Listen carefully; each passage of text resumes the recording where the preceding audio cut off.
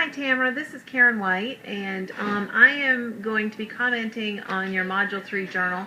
I have it over here on my computer, so I'm probably going to have to look back and forth just a little bit so I can go back and forth. But I've highlighted some things that I really agree with you on.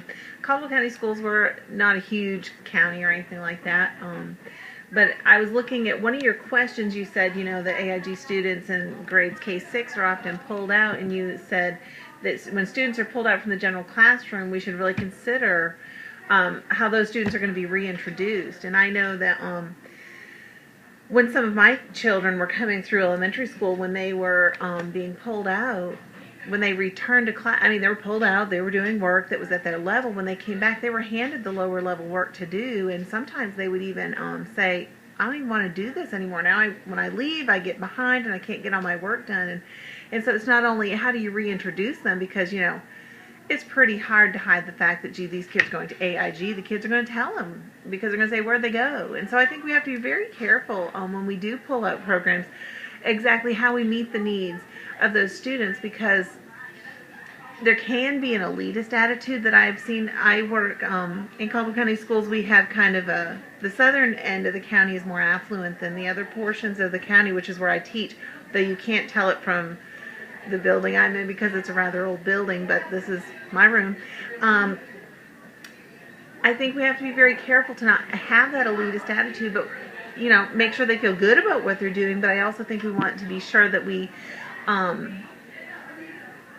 just fair and really take care of their affective needs. We aren't doing that well, at least not what I'm seeing.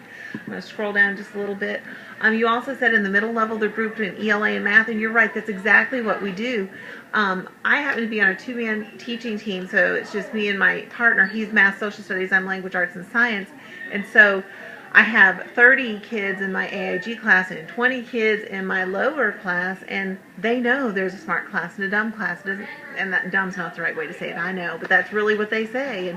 And so we aren't really meeting their needs, because some of my lower kids really excel in science and some of my higher kids don't, but that's where they are, and it's hard to mix it up because of just scheduling issues. So I think we have to be very careful about how we're doing that, and I do think we're missing things, because I have one of my kids who's AIG identified. He does his math because he thinks that's important. He thinks reading and science and social studies is stupid, so he doesn't do the work. But I'm told he's a gifted pianist, and so why aren't we doing something for him to meet that need where maybe he could really, really excel? We are missing the boat when it comes to that, because we do have kids that are gifted in other areas. Some kids are just very gifted with their hands, and they can build anything you ask them to build, but we don't test that. We identify reading and math, and that's great, but it's not enough.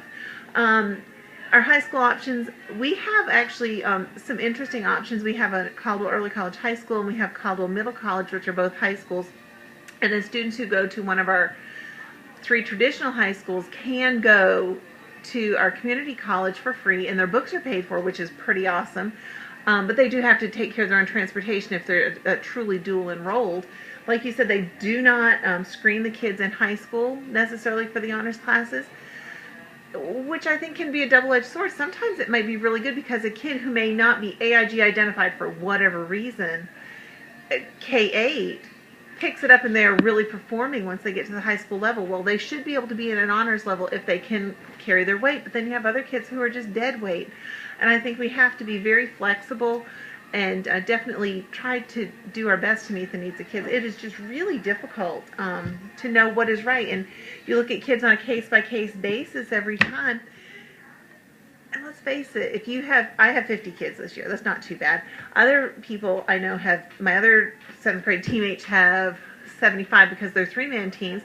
Some years I've had 150 students. I cannot advocate and do it well and evenly for 150 kids. Well, I can probably for 50, but it depends on how many demanding students I have.